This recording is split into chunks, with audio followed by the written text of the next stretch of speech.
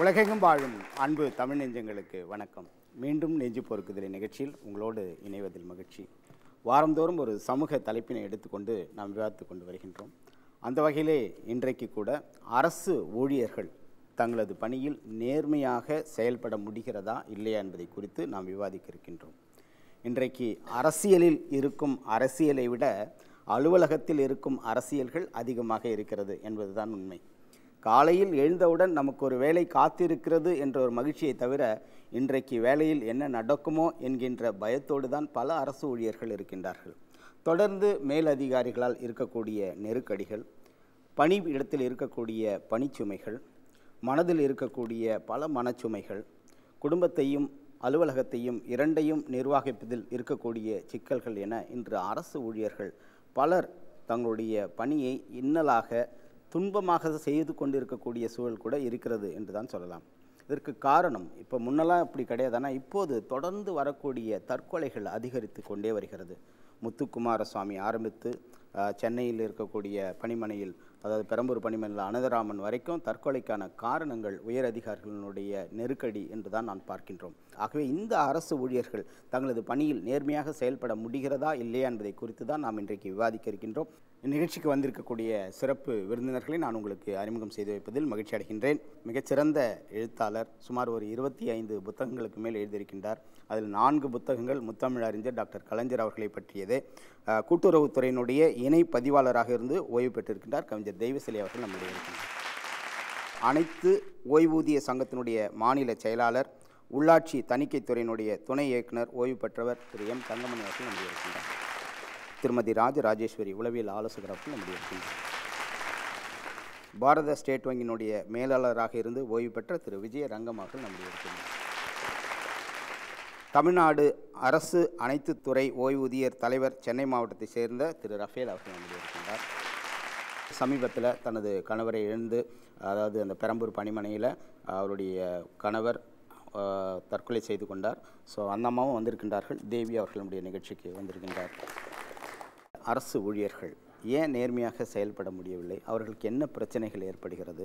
உளவியல் ரீதியாக என்ன பிரச்சனை, மன ரீதியாக என்ன பிரச்சனை என்பதெல்லாம் குறித்து ஒரு ஆவணப்படம் எடுத்திருக்கின்றோம். அந்த ஆவணப்படத்தை பார்த்துவிட்டு நாம் விவாதத்தை தொடரலாம். தமிழகத்தின் பல்வேறு துறைகளில் லட்சக்கணக்கான அரசு ஊழியர்கள் பணியாற்றி வருகிறார்கள். ஆளுகின்ற அரசுகளின் பக்கபலமாக நின்று மக்கள் பணியாற்றி வருவதில் இவர்களின் பங்கு குறிப்பிடத்தக்க ஒன்று. சமீப காலங்களாக இத்தகைய அரசு ஊழியர்கள் மன உளைச்சலுக்கு ஆளாகும் விதத்தில் பல்வேறு சம்பவங்கள் நடந்து வருவதை பத்திரிகைகளும் ஊடகங்களும் வெளிப்படுத்தி வருகின்றன. மேலதிகாரிகளின் நெருக்கடிக்கு ஆளான பாளையங்கோட்டை திருமால் நகரைச் சேர்ந்த வேளாண் துறை அதிகாரி எஸ் முத்துக்குமாரசாமியின் தற்கொலை, பணிச்சுமை தாங்க முடியாமல் நெருக்கடி கொடுத்த மேலாளரோடு சேர்ந்து பெட்ரோல் ஊற்றிக்கொண்டு தீக்குளிக்க முயன்ற மதுரை சர்வேயர் காலனியை சேர்ந்த ஓட்டுநர் செந்தில்குமார் போன்றவர்களின் முடிவு இவர்களின் நேர்மையான உழைப்பிற்கு நெருக்கடி ஏற்பட்டதால் விளைந்தவையாகும்.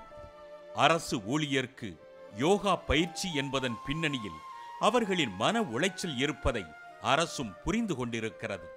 ஆனால் எத்தனை துன்பங்கள் நெருக்கடிகள் வந்தாலும் அதனை சமாளித்து ஆற்றலோடு நடைபோடும் அதிகாரிகளும் இருக்கிறார்கள். என்னை கடுமையாக டார்ச்சர் பண்ணதுனால நான் ஏற்கனவே கலெக்டரேட்டில் தான் ஒர்க் பண்ணேன். 6 மாதத்துக்கு முன்னாடி அவருடைய டார்ச்சர் தாங்க முடியாமல் தான் நான் நன்னிலத்துக்கு மாறுதல் வாங்கிட்டு போனேன். மேற்கொண்டு துறையிலோட என்னுடைய டார்ச்சரும் அதிகமாக இருக்கிறதுனால என்னுடைய அந்த மன உளைச்சல் என்னால் தாங்க முடியல. அதனால் நான் இந்த முடிவை எடுத்துக்கிட்டேன் அப்படிங்கிற மாதிரி அவர் லோக்கல் போலீஸ் ஸ்டேஷன்லேயே அந்த வாக்குமூலத்தை கொடுத்துருக்கிறாரு. If you have power use it for the poor என்ற வார்த்தைகளின்படி உனக்கு அதிகாரம் இருந்தால் அதனை ஏழைகளுக்காக பயன்படுத்து என்று நேர்மையோடு நடைபோடுகிறார்கள் சில அதிகாரிகள். பணியிட மோதல்களையும் அதன் விளைவாக ஏற்படும் பணியிட மாற்றங்களையும் தனது பணிக்கு கிடைத்த நேர்மையான பரிசுகள் என்று கருதி பணி செய்வோர் மக்கள் பணியாளர் என்ற விருதை பெறுகிறார்கள். அரசு பணியாளர்களை புரிந்து கொண்ட, அரசு பணியாளர்கள் புரிந்து கொண்ட ஆட்சி மலர்கின்ற நாட்கள் இன்றைய நெருக்கடிகளால் வரவேற்கப்பட்டு கொண்டிருக்கின்றன என்ற உண்மையை யாரும் மறுப்பதற்கில்லை. அரசு பணியில் நேர்மையாக செயல்பட முடியும்னு நினைக்கிறீங்களா, முடியாதுன்னு நினைக்கிறீங்களா? நிச்சயமாக முடியாது சார். என்னக்கா அரசு பணியாளர்கள்லாம் இப்போ என்ன ஆச்சுன்னாக்கா அரசாங்கத்தின் அடிமைகள்னு சொல்லலாம். அதாவது முன்னாடி காலத்தில் நான் வந்து என்னோடய துறையில் வந்து 35 வருஷத்துக்கு முடிஞ்சு ரிட்டையர் ஆகிடுச்சு. ஆரம்ப காலத்துக்கும் இப்போத்துக்கும் ரொம்ப வித்தியாசம் இருக்குது. அரசு வந்து இப்போ அரசியல்வாதிகளோட அடிமைகளாக போனதால் அதிகாரிகள், நான் எல்லாரையும் சொல்லலை, ஒரு சில பேர்கள் அவர் நம்மளை மேலதிகாரி இருக்கிறப்ப அவங்க சொல்கிற மாதிரி நம்ம ஃபைல்ஸ் போட வேண்டியிருக்கு. அப்படி முடியாதுன்னு சொன்னால் அடுத்த நிமிடமே நம்மளை என்ன பண்ணுறாங்க, ட்ரான்ஸ்ஃபர். உண்மையில் நான் 32 சர்வீஸில் கிட்டத்தட்ட 20 வருடம் என்னை வந்து 20 முறை என்னை ட்ரான்ஸ்ஃபர் பண்ணியாச்சு. நான் கேட்டதெல்லாம் ஒன்று தான், நான் பெண்ணாக இருக்கிறதுனால என் குடும்ப சூழ்நிலை கருதி சென்னையில் கொண்டுங்க, நான் எங்கே வேணாலும் போய் ஒர்க் பண்ண தயார், என்னால் நேர்மையாக வேலை செய்ய முடியும் அப்படின்னு சொல்லிட்டு, இல்லை நீங்கள் ஹெட் ஆஃபீஸில் இருக்கணும்னு அது மாதிரி நிறைய பேர் என்ன பண்ணுறாங்கன்னு, ஏமா அது மாதிரிலாம் பண்ணுறீங்க, பேசாமல் ஒத்துப்போங்கம்மானாங்க. முடியாது சார், ஏன்னா நான் வந்து அரசு பணினாக்கா நம்ம மக்களுக்கு பணியாட தான் நம்ம வந்திருக்கோமே தவிர, மக்களுக்காக தான் நம்ம பணி செய்கிறோமே தவிர அந்த அதிகாரிகளுக்காக இல்லை அப்படின்னு சொல்லிவிட்டு நாங்கள் நம்ம எங்கள் துறை வந்து தொழிலாளர் துறை அமைப்பு சாரா வாரியத்தில் வந்து நிறைய நடக்குது. இதெல்லாம் அது சொல்ல முடியலையேன்னு சொல்லிட்டு ரொம்ப வருத்தமாக இருந்தது. ரிட்டையர் ஆனதுக்கப்புறம் சொல்ல முடியுதுக்கா இப்போ சொல்கிறேன். சரி, வேளாண்மை துறையிலேருந்து வந்திருக்கிறேன். நம்ம மன அமைதி கிடையாது, மன நிம்மதி கிடையாது, பணி சுமை அதிகம். மேலும் வந்து திடீரென்று ஒரு சான்ஸ் கிடைக்குது, நாளைக்கு நம்ம என்ன நினைப்போம், நாங்கள் இருப்போமா, அந்த சீட்டில் இருப்போமா, நாளைக்கு இருக்க மாட்டோமா, நம்ம குழந்தைங்களாம் படிக்க வைப்போமா, அந்த மாதிரி ஒரு மன தாங்கல். இன்றைக்கி இருக்க இப்போ சீட் நாளைக்கு இருக்காது நமக்கு. ஏனென்றால் அரசு அதிகாரிகளுக்கு உட்பட்டு, அரசியலுக்கு உட்பட்டு நம்ம பணிபுரிந்து தான் சீட்டில் நிலைக்க முடியும், இல்லை நினைக்க முடியாது. நோட் ஃபைல் எழுதினா கூட அதிகாரம் சொல்லப்பட்டு நோட் ஃபைல் எழுத முடியும், தன்னிச்சையாக நோட் ஃபைல் எழுத முடியாது. அந்த மாதிரி காலகட்டத்தில் நாங்கள் இருக்கிறோம். இப்போது நாங்கள் வந்து காலேஜ் ஸ்டூடெண்ட்டு. இப்போ எங்களுக்கு 12th முடிக்கிற நேரத்தில் எங்களுக்கு வந்து நிறைய சர்டிஃபிகேட்ஸ் கேட்பாங்க. அந்த 12th முடிக்கிற நேரத்தில் தான் சர்டிஃபிகேட்ஸு இது மாதிரி தாசில்தார் ஆஃபீஸ் அங்கே இங்கேன்னு அலைய வேண்டியது இருக்குது. நாங்கள் ஒவ்வொரு வாட்டியும் அலையும் போது ஒவ்வொருத்தரோட மேலதிகாரி இவர் போட்டால் தான் நாங்கள் இவர் தர முடியும், இது போட்டால் தான் இது மாதிரி தர முடியும் அப்படின்னு அவங்க இது பண்ணுறாங்க. அவங்க பேசும்போதே தெரியுது ஒவ்வொருத்தரோட மேலதிகாரிங்க வந்து அவங்களுக்கு எவ்வளோ பவர் தராங்க, அவ்வளோதான் பவர் தராங்க அவங்களுக்கு அப்படின்றதே புரியுது. ஒருத்தரும் அவங்கள ஒரு நெருக்கடி கொடுத்துக்கிட்டே இருக்காங்க ஒருத்தருக்கும். எங்களால் அவங்க கூட ஃப்ரீயாக இது பண்ண முடியல. இப்போ நாங்கள் போய் சர்டிஃபிகேட் கேட்டோன்னா அவங்க 1 வாரம் ஆகுன்றாங்க. ஏன் 1 வாரம்லாம் ஆகிறதுக்கு அதுக்கு அவ்வளோ இது கிடையாது. இதுலேருந்தே தெரியுது அவங்களால நேர்மையாக வேலை செய்ய முடியல. அது அவங்க மட்டும் காரணம் இல்லை, அவங்களுக்கு மேலே இருக்கவங்களோட எல்லாத்தோட சேர்த்து தான் காரணம். தன்னிச்சையாக அவங்க முடிவெடுக்க முடியல, மேலதிகாரியுடைய கேட்கணுன்றாங்க. அந்த மேலதிகாரிகிட்டையும் அவங்களால சரளமாக பழக முடியாத ஒரு சூழ்நிலை. இன்றைக்கு மாநில அரசு துறைகளில் பார்த்தீங்கன்னா பொதுப்பணித்துறை, நெடுஞ்சாலைத்துறை, ஆதி திராவிட நலத்துறை, வேளாண்மைத்துறை, அதே மாதிரி ரெவென்யூவில் சம் எக்ஸ்டென்ட். இப்போ இங்கே இருக்கக்கூடிய பல சிறு டிபார்ட்மெண்ட்டுகளில் இருக்கக்கூடிய சட்ட திட்டங்களும் கூட அரசியல்வாதிகள் தங்களுடைய நோக்கத்திற்கு அதிகாரிகளை வைத்துக்கொண்டு பயன்படுத்தக்கூடிய அளவுக்கு நெளிவு சுழிவோடு இருக்கிறது. ஒரு உதாரணமாக ஒரு கிராமத்துக்கு பாலம் போடணுன்னு முடிவெடுத்தாலும் எடுக்கலாம், வேண்டான்னு முடிவெடுத்தாலும் அதற்கும் வழிகள் இருக்கிறது. அப்போ இது ஊழல் அதிகமாக செய்வதற்கான வாய்ப்புகள் இருக்குது. அப்புறம் இன்னொரு ஆஸ்பெக்ட் வந்து இன்றைக்கு நவீனமயமாக, அதாவது உலகமய கொள்கையினுடைய விளைவாக இலாக்கா ஊழியர்களை நியமிக்கக்கூடிய போக்கு என்பது இன்றைக்கி குறைஞ்சிட்டு வருது. நியர்லி 40% ஷார்ட்டேஜ் எல்லா டிபார்ட்மெண்ட்லேயும் மத்திய மாநில அரசு துறைகள் இருக்கிறது. அப்போ அந்த வேலைகளை அவுட் சோர்சிங் மூலமாக, கேஷுவல் லேபர் மூலமாக இன்றைக்கு செய்கிறாங்க. அப்போ அவர்களை நியமனம் செய்வதற்கு அதிகாரிகள் தங்கள் இஷ்டத்துக்கு நியமனம் பண்ணிக்கலாம், அதில் காசு வாங்கிக்கலாம், இது பண்ணலாம். அப்போ வரக்கூடியவங்க தகுதியோடு இருப்பாங்களான்னு சொல்ல முடியாது, எப்படி வேணாலும் செய்யலாம். இப்போ அதனால தான் டிரைவர் எல்லாம் என்ன பார்த்தீங்கன்னா மத்திய மாநில துறைகளில் எல்லாமே கேஷுவல் லேபர் தான் நியமிக்கிறாங்க, கான்ட்ராக்ட் லேபர்ஸு. அப்போ அதில் வரும்போது அவங்களுடைய வேணுங்கிறவங்க சொந்தக்காரங்க மற்றவங்க நியமிக்கிறாங்க. அப்போ அதில் வந்து அதிகாரிகள் நிர்பந்தப்படுத்தக்கூடிய போக்கு இருக்கிறது. அமைச்சர் இருந்தாலும் போடுங்க, இப்படி செய்யுங்க அப்படின்னு. அப்புறம் போடலைன்னா டிரான்ஸ்ஃபர், பனிஷ்மெண்ட் பிரச்சனை வருது. நிச்சயமாக நேர்மையாக செயல்பட முடியும் என்பதற்கு பல உதாரணங்கள் உண்டு. உதாரணமாக எந்த டிபார்ட்மெண்ட்டாக இருந்தாலும் ஒரு வேலை நடக்கணும்னா அது எப்படி நடக்கணுங்கிறதுக்கு விதிகள் இருக்கிறது, ரூல்ஸ் இருக்குது, ஸ்டாச்சுட்டரி ரூல்ஸ் இருக்குது. அதன் அடிப்படையில் செயல்படக்கூடிய அதிகாரிகளும் ஊழியர்களும் இருந்தால் என்று சொன்னால் நிச்சயமாக அதால் செயல்பட முடியும். உதாரணமாக ஒன்று சொல்கிறேன், பல உதாரணங்களை சொல்ல முடியும். சகாயம் கோயம்புத்தூரில் டெப்டி கமிஷனர் எக்ஸைஸாக இருந்தார். அவருடைய மகள் யாழினின்னு பேர். அந்த பொண்ணுக்கு வந்து சின்ன குழந்தை, ப்ரீத்திங் ப்ராப்ளம் இருந்துச்சு. சடனாக திடீர்னு ரொம்ப உடம்பு சரியில்லாமல் போயிடுச்சு. அந்த பொண்ணை ப்ரைவேட் ஹாஸ்பிட்டலில் அட்மிட் பண்ணுறதுக்கு 5000 ரூபாய் தேவை. அது கூட அவரிடம் இல்லை என்ற நேர்மையான அதிகாரியை இந்தியாவிலும் சரி தமிழகத்திலும் சரி ஏராளமான பேரை காட்ட முடியும். ஆகவே சட்ட விதிகளுக்கு உட்பட்டு செயல்படக்கூடிய அதிகாரிகள் நேர்மையாக இருக்கிறார்கள். அவர்களை நாம் ஊக்குவிக்க வேண்டியது இந்திய நாட்டு மக்களுடைய கடமை என்று நான் வலியுறுத்த விரும்புகிறேன். எந்த ஒரு அதிகாரி ஒரு தண்டனை கொடுத்தாலும் அரசனுடைய அடிப்படை சட்ட விதிகள் ஸ்டாட்யூட்டரி ரூல்ஸில் அப்பீல்ஸ் பெட்டிஷன்ஸ் போகிறதுக்கு இருக்குது. அதையும் தாண்டி தொழிற்சங்க உரிமை இருக்கிறது, தொழிலாளர் நலச்சட்டங்கள் இருக்கிறது, எல்லாத்தையும் பயன்படுத்த முடியும். அதுக்கு தேவை அவேர்னஸ், விழிப்புணர்ச்சி. அப்படி இருந்தால் எதிர்த்து நிற்க முடியும். ஏன்னா நாம் government servant, not servants of the politicians.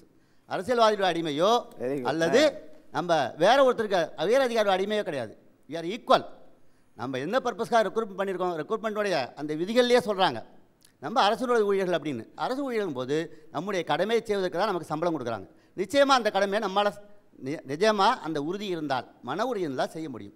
சில தண்டனைகள் வருகிறது என்று நம்ம சுருக்கிக்கிட்டோம்னாக்க, சில பாதிப்புகள் வருது என்று சுருக்கி கொண்டோம் என்றால் நிச்சயமாக செய்ய முடியாது. இன்றைக்கி செய்ய முடியுங்கிறத பலாயிரக்கணக்கான ஊழியர்கள் இன்றைக்கி நிலைநிறுத்தி காட்டுறாங்க. இன்றைக்கி அஞ்சல் பகுதியில் பார்த்தீங்கன்னா நான் பணியாற்றுறேன், 190% ஊழியர்கள் நிச்சயமாக நியாயமாக நேர்மையாக தான் பணியாற்றுறாங்க. இன்கம் டேக்ஸ் டிபார்ட்மெண்ட்டில் இருக்கிறேன். கிட்டத்தட்ட 62% வருவாய் மூலம் வருகிற பட்ஜெட்டில் தான் இன்றைக்கி அரசாங்கம் மக்களுடைய நலத்திட்டங்களும் அதை செயல்படுத்த முறையும் மேலும் அதை அமுல்படுத்தக்கூடிய நிலையிலையும் அரசு ஊழியர்கள் இருக்கிறாங்கன்றதை நான் சொல்ல வரேன். வருமான வரித்துறை என்பது ஒரு முக்கியமான துறை என்பதனால இதில் பொலிட்டிக்கல் ப்ரெஷர் கண்டிப்பாக இருக்கும். இந்த இடத்துல சிஹெச் பண்ணுங்க இல்லை பண்ணாதீங்கன்னு சொல்லும் போது அதை நீங்கள் எப்படி நேர்மையாக செய்ய முடியும்னு நினைக்கிறீங்களா? அதாவது இன்றைக்கி இருக்கிற சூழ்நிலையில் ஒரு சில சம்பவங்கள், ஒரு சில உதாரணங்கள் இருந்தாலும் ஒட்டுமொத்தமாக எங்களுடைய ஊழியர்கள், குறிப்பாக ஊழியர்கள் அதிகாரிகள் 2 பேரும் சேர்ந்து எந்த விதமான ப்ரெஷருக்கும் ஆளாகாமல் எங்களால் நேர்மையாக செயல்பட முடிகிறது தான் என்று சொல்ல முடியும். அப்படியே ஏதாவது எங்களுக்கு ப்ரெஷர் மேலே இடத்துல ஏதாவது வந்தாக்கா நாங்கள் தொழிற்சங்கத்திலையும் மற்ற மேல் மட்டத்திலையும் அந்த பிரச்சனையை கொண்டு போய் அந்த பிரச்சனையை சுமூகமாக தீர்க்கறதுக்கு தான் நாங்கள் பாடுபடுமே தவிர அந்த ப்ரெஷருக்கு ஆளாக மாட்டோம் என்பதை நான் உறுதியாக தெரிவிச்சுக்கிறேன். நன்றி. டிரைவர் வேலைக்கு 7 லட்சம் ரூபாய் மினிஸ்டர் கேட்குறாருன்னா எந்த அளவுக்கு ஊழல் புறையோடி போயிருக்கிறதுங்கிறது எடுக்கலாம். அடுத்தது இன்கம் டேக்ஸ். ஒரு நிமிஷம் டிரைவர் வேலைக்கு 7 லட்சம் கேட்குறாங்கன்னா நீங்கள் ஏன் கொடுக்குறீங்க? நாங்கள் மினிஸ்டர் சொல்லி அவர் நேர்மையான அவர் என்ன இருக்குன்னா கலெக்டர் ஓவர்ரூல் பண்ணிட்டாரு. இவர்கிட்ட இல்லை எனக்கு எப்படின்னு தெரியாது, அந்த கலெக்ஷன் நீ பண்ணி கொடுக்கணும், இவர் நேர்மையான இல்லைன்னு உடனே வேற இல்லை ட்ரெயின் முன்னாடி போய் குதிச்சு செத்து போயிட்டார் அவர். இது இன்னைக்கு நடந்தது. அது இப்போ ரீசெண்டாக நடந்தது. பிடிசியில் ஆள் எடுத்தாங்க சார். இப்போ ஏஐக்கு 13 லட்ச ரூபா கொடுக்கலாமா எனக்கு கன்சல்டேஷன் பண்ணாங்க. 13 லட்ச ரூபா கொடுக்குற எம்ப்ளாய்மெண்ட் மூலியமாக கொடுத்தாலும் ஓகே, பின்னால் பிரச்சனை வராது. எம்ப்ளாய்மெண்ட் இல்லாமல் நீ போனீங்கன்னா கவர்மெண்ட் மாற்றி நாளைக்கு 13 லட்ச ரூபா சும்மா, அதுக்கு 13 லட்ச ரூபாய்க்கு வேறு எதுக்கு நீ பண்ணலாம் அப்படின்னு சொல்லிட்டு நான் அட்வைஸ் பண்ணேன் சார். அது நடக்காமல் இல்லை, நடக்குது, தெரிஞ்சோ நடக்குது, தெரியாமல் நடக்குது. ஆஃபீஸர்ஸ் எல்லாம் ஒழுங்காக பணிபுரிய முடியுதுன்னா ஏன் கோர்ட்டுக்கு போகிறாங்க? ஒரு ஆஃபீஸர் பணிபுரியணும், ஒழுங்காக பணிபுரியணும், இப்போ ஒரு நேர்மையாக பணிபுரியணுங்கிறதுக்கே சுப்ரீம் கோர்ட்டோட டைரக்ஷன்ஸ் இப்போ தேவைப்படுது. இன்னொன்று எடுத்துக்குவோம். இப்போ நலாந்தா யூனிவர்சிட்டி என்னாச்சு? Nobel laureate Amartya Sen second term இருக்கணுமா இருக்கக்கூடாதா? அந்த கவர்னிங் பாடி சொல்லுது. கவர்னிங் பாடியில் யார் இருக்க? அதிகாரிகள் இருக்கிறாங்க. அவங்க இவர் இருக்கலாம் அப்படிங்கிறாங்க. ஆனால் கவர்மெண்ட் என்ன டிசைட் பண்ணிச்சு? ரிசல்ட் இஸ் அமர்த்தியா சென் விலகிட்டார். இப்போ யாரையோ போட்டிருக்கிறாங்க. ஸோ அந்த அந்த கவர்னிங் பாடியில் இருக்க அதிகாரிகள் ப்ராப்பராக நடக்க முடியுதா? கவர்மெண்ட்டோட டான்ஸுக்கு டியூனுக்கு தான் டான்ஸ் பண்ண முடியுது. இதுதான் ஜுடிஷியரி எடுத்துங்க. ஜஸ்டிஸ் கங்குலி சொல்கிறாரு, there is political interference in judiciary. Many of the eminent judges are not able to make to Supreme Court because of the biases of those compromising the collegium. இப்போ collegium எடுத்தாச்சு, இப்போ அதுவும் ஒரு committee form பண்ண போகிறாங்க. இதெல்லாம் எதை காட்டுதுன்னு சொன்னாக்கா மேலிடத்தில் ஒன்றுமே சரியாது. இப்போது இங்கே சின்ன லெவலில் ஒரு என்னுடைய மேலதிகாரி ஒரு ஃபைல் எடுத்துகிட்டு வர சொன்னார், நான் எடுத்துகிட்டு போனேன், இது இப்படி போட அப்படி போட, அதுக்கு பேர் வெறும் நேர்மைங்கிறதில்ல. இதெல்லாம் நடைமுறையில் நம்ம ரூல் படி செய்கிறது. இதெல்லாம் கங்கையை க்ளீன் பண்ணணும்னா மேலேருந்து க்ளீன் பண்ணணும். இங்கே காசியில் க்ளீன் பண்ணுறது கிடையாது. டாப் லெவலில் ஒத்தரையுமே பர்ஃபார்ம் பண்ண முடியலைன்னா லோயர் லெவலில் என்ன எந்தூசியாசம் இருக்கும், என்ன ஒரு நேர்மை. அரசியல் என்பது மக்களுக்கு சேவை செய்யக்கூடிய ஒரு சிறந்த கருவினார். அந்த கருவி இன்னைக்கு மிகச்சிறந்த லாபத்தை கொடுக்கக்கூடிய கருவியாக மாறிவிட்டது. ஸோ ஆகையினால என்னன்னாக்கா எல்லாரும் அந்த சிஸ்டத்தில் வரவங்க எல்லாரும் இந்த மாதிரி தான் ஆகணுங்கிற ஒரு தலைவிதியை ஏற்படுத்திட்டாங்க. அதை மாற்றி அமைப்பதற்கு உண்டான வழிகளை நம்ம கண்டுபிடிக்கணுங்கிறது தான். இப்போ தாசில்தார் ஆஃபீஸில் போனால் வருமான சான்றிதழ் வாங்குறாங்க. நான் போயிட்டு நம்ம போகும்போது ஒரு ஆக்சிமம் ஒரு மாதம் ஒரு சர்டிஃபிகேட் கொடுக்குறதுக்கு அதை நம்ம ஒரு மாதம் இருக்கோம். அடுத்த ஃப்ரெண்டு போய் வாங்கினா ஒரு நாள் எப்படியா வாங்கினா சர்டிஃபிகேட் அவன். அப்போ லஞ்சம் இருக்குது தானேங்க, லஞ்சம் ஓடுதாங்க. சார் நான் வந்து காலேஜ் ஸ்டூடெண்ட் தான். ஒரு ரிசர்ச் பேப்பருக்காக ஒரு பர்டிகுலர் கவர்மெண்ட் ஆஃபீஸில் போய் நான் சைன் வாங்கணும். இந்த மாதிரி எனக்கு பர்மிட் பண்ணுங்க, நான் ஃபீல்ட் ரிசர்ச் பண்ண போகிறேன் அப்படின்னு சொல்லிட்டு. இப்போது நான் அந்த கவர்மெண்ட் ஆஃபீஸ்க்கு போனேன்னா அவங்க ஒரு செக்ஷனை காட்டுறாங்க, நீங்கள் இங்கே தான் போய் வந்து உங்கள் ஃபார்மை வந்து கொடுக்கணும், அவங்க வந்து சைன் போட்டு அடுத்த இது அனுப்புவாங்க. நான் அங்கே போய் கேட்டேன்னா இல்லை அதுக்கான செக்ஷன் இது இல்லை, நீங்கள் வந்து இன்னொரு செக்ஷனுக்கு போகணும், போங்க 3rd ஃப்ளோருக்கு போங்க. நான் 3rd ஃப்ளோருக்கு போனால் இதுக்கும் எனக்கும் சம்மந்தம் இல்லை, 5th ஃப்ளோர் போங்க. அந்த மாதிரி படிப்படியாக என்னை ஏற வச்சுக்கிட்டே இருந்தாங்க. நீங்கள் நம்ப மாட்டீங்க, 10 மணிக்கு நானும் என் ஃப்ரெண்டும் போனோம். 4 மணி வரைக்கும் கிட்டத்தட்ட 8 ஃப்ளோர் இருக்கும். 8 ஃப்ளோரையும் சுற்றி தான் வந்துட்டு இருக்கோம்.